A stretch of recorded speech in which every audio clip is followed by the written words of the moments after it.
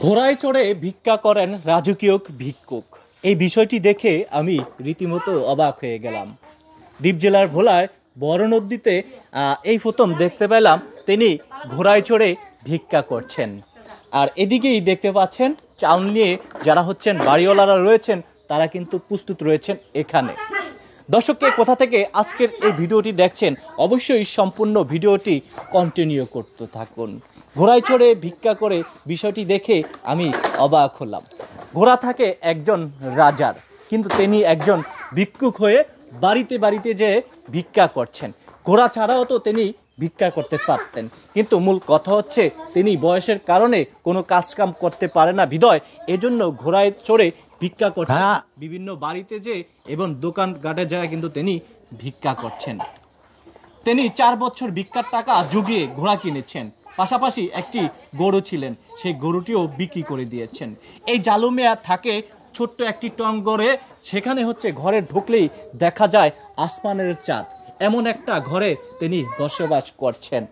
দর্শক, এই জালু মিয়ার কিন্তু কোনো ছেলে সন্তান নাই।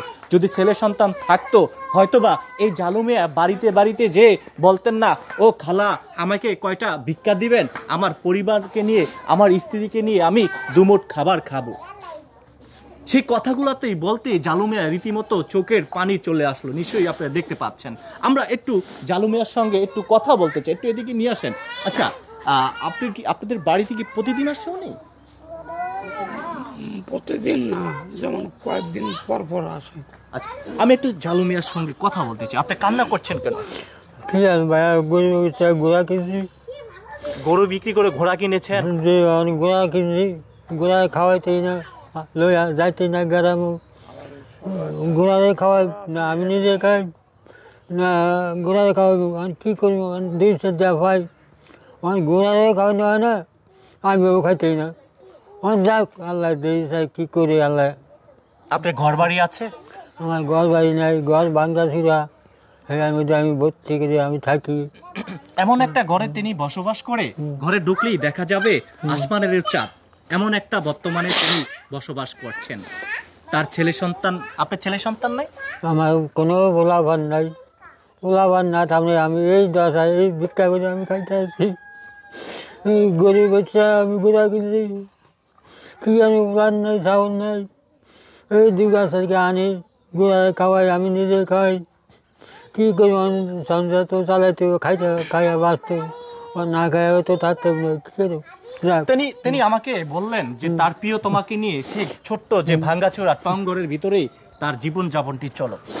আর আপনার স্ত্রী কি ভিক্ষা করে না বাসায় থাকে? না, আমার স্ত্রী বাসায় থাকে। বাসায় থাকে। এই যে ঘোড়ায় চড়ে আপনি ভিক্ষা করছেন, কত টাকা রোজগার আসে আপনার? ধরেন 10 কেজি 15 কেজি। কত টাকা হতে পারে? 200, 300, 500? এমনি ধরেন 300, 400, 500। মানে সেই টাকা তো ঘোড়ার পিছনেই চলে যায়। হ্যাঁ, ঘোড়া খাওয়াইতে গেলে আমি লাগে 400, লাগে 300। সেই জায়গায় আমি খাওয়াই 1 কেজি গম 100 টাকা দিই। আচ্ছা, হ্যাঁ, তো আমার গরু আটটা না, আর আমিও যাইতেই না। ঘোড়াটি কত টাকা দিয়ে কিনেছেন? এই ঘোড়া কিনে ধরেন আপনি 13,000। এখন বর্তমানে ঘোড়ার দাম আছে কত?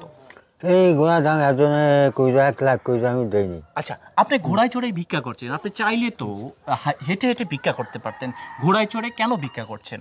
ভিক্ষা করে আর কি, মাঝে চুরি মারি করলে ধরে হাত পা ভাঙ্গা লয়ে যাবো থানায়, নিয়ে গরম পানি ডালবো, মরিচ দিব, দরকার কি। আপনি কি কোনোভাবে শারীরিকভাবে অসুস্থ? আমি অসুস্থ। আচ্ছা, তার মানে বোঝা গেল তিনি বয়সের কারণে কোনো কাজ কাম করতে পারছেন না, এজন্য ঘোড়ায় চড়ে মানুষের বাড়িতে বাড়িতে যে ভিক্ষা করছেন।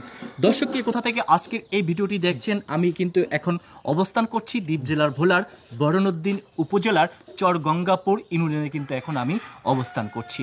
যারা যেখান থেকে আজকের এই ভিডিওটি দেখছেন অবশ্যই এই জালু মিয়ার সঙ্গে যদি আপনারা যোগাযোগ করতে চান, আমরা ভিডিওর কমেন্ট সেকশনে সেই নাম্বারটি দেওয়া থাকছে, অবশ্যই যোগাযোগ করে নেবেন।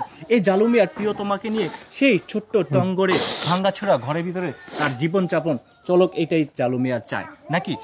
আপনি ভাঙ্গাছড়া ঘরের ভিতরে থাকতে চান না? সঙ্গে একটা ঘর দিলে আমি একটু ভালো থাকতাম আর কি। মানে আপনার হচ্ছে একটা সরকার থেকে যাতে একটা ঘর দেয়। আচ্ছা, সবাই চালটা নিয়ে দাঁড়িয়ে আছে, একটু চালটা নেন, একটু দিয়ে দেন। একটু দেখতে পাচ্ছেন তিনি হচ্ছে গ্রামে যে প্লেট বা ওই যে আপনার ব্যাগ কোথায়, হ্যাঁ আপনার ব্যাগে, উনি আসলে কনফিউজ হয়ে গেছে নিশ্চয়ই। আপনি দেখতে পাচ্ছেন যে আসলে বয়সের কারণে তিনি হেঁটে হেঁটে ভিক্ষা করতে পারছেন না, এই জন্য কিন্তু তিনি ঘোড়ায় চড়ে এভাবেই ভিক্ষা করছেন। এই বিষয়টি আসলেও বলা যায় আসলে রাজকীয় এক ভিক্ষুক, যেটা আসলে বলা যায় আর কি। এটা নাম দিয়েছেন কি আপনি, এই ঘোড়ার নাম দিয়েছেন কি? ওনার নাম যে রাজা। রাজা, ঘোড়ার নাম দিয়েছে উনি রাজা। সবাই ভিডিওটি শেয়ার করে দিবেন। আমি ছিলাম দ্বীপ জেলার ভোলা থেকে আরিফ হায়দার।